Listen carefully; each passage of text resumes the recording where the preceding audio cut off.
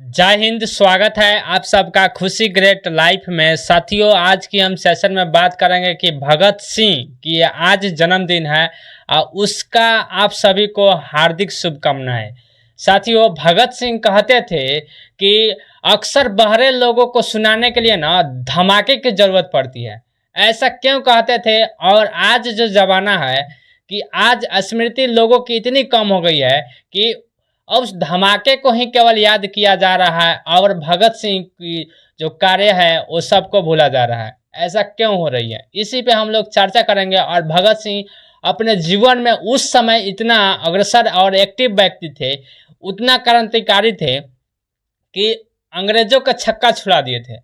लेकिन आज जो है किस ढंग से हम लोग उनको भूलते चले जा रहे हैं। सिर्फ एक दिन उनको मुश्किल से याद उनके जन्मदिन के तौर पे बहुतों लोग भी नहीं करते हैं।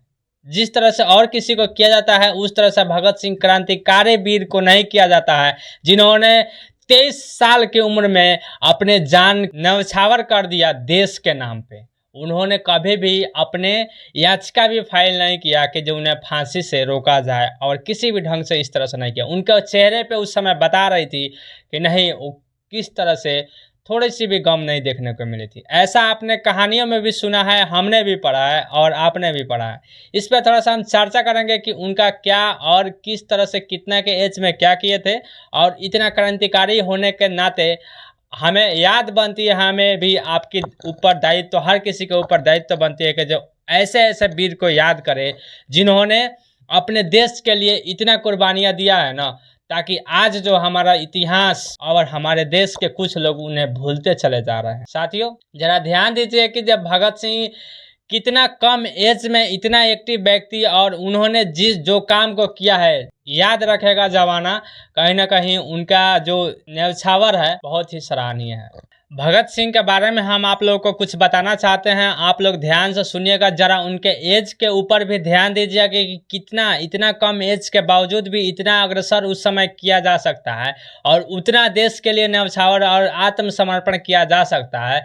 तो आज ऐसा क्यों नहीं हो रही है?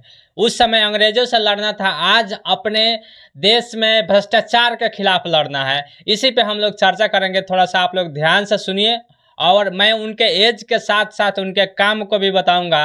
भगत सिंह का जन्म 28 सितंबर 1907 को पंजाब में हुआ, और उन्होंने महज 10 साल के उम्र में कक्षा 9 तक की पढ़ाई को कंप्लीट कर लिया, और 12 साल का उम्र में उन्होंने जालियांवाला बाग हत्याकांड को देखा। उनकी आंखों के सामने किस तरह से बेरहमी से यह जालियांवाला बाग का हत्याकांड घटा, और वहीं से उनके अंदर जुनून आ गया और बोतल में भर करके मिट्टी लाए थे, लाल मिट्टी जो हमारे देश के सैनिकों और आम जनता की बही थी उसको लाए थे, और वहीं से क्रांतिकारी का इन्होंने दिखाया। और बोला भी था कि जो बहरे लोगों को है ना धमाके के जरिए सुनाना पड़ता है।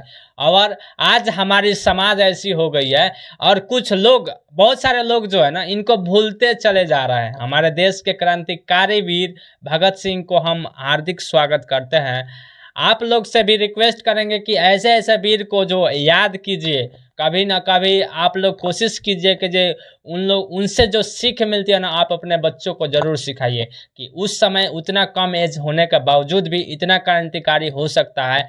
तो आज क्यों नहीं ऐसा सोच होती है? आप लोग भगत सिंह के बारे में क्या सोचते हैं? और ऐसे, लेकिन आप लोग से रिक्वेस्ट है कि जब भगत सिंह जैसे महापुरुष को याद करने की कोशिश है, और हमेशा आप लोग है ना अपने दिल में ज़रूर याद कीजिएगा। ऐसे ऐसे बहुत सारे हमारे देश के स्वतंत्रता सेनानी हैं, या ऐसे ऐसे नेता जो है जो गरम दल के उस समय थे, उनके सहभागी भी भारत को आज़ाद करने के लिए है ना एक महत्वपूर्ण भूमिका निभाई थी। लेकिन आज हम लोग उन लोगों को भूलते चले जा रहे हैं। जिस समय गरम दल और नरम दल दो भाग में डिवाइड हुआ था, उस समय गरम दल के नेताओं को हम लोग भूलते चले जा रहे हैं, उस वीर सैनिकों को हम लोग भूलते चले जा रहे हैं। ये सही नहीं है। आप लोगों से विनती है कि आप लोग भी उन्हें याद करने की कोशिश कीजिए।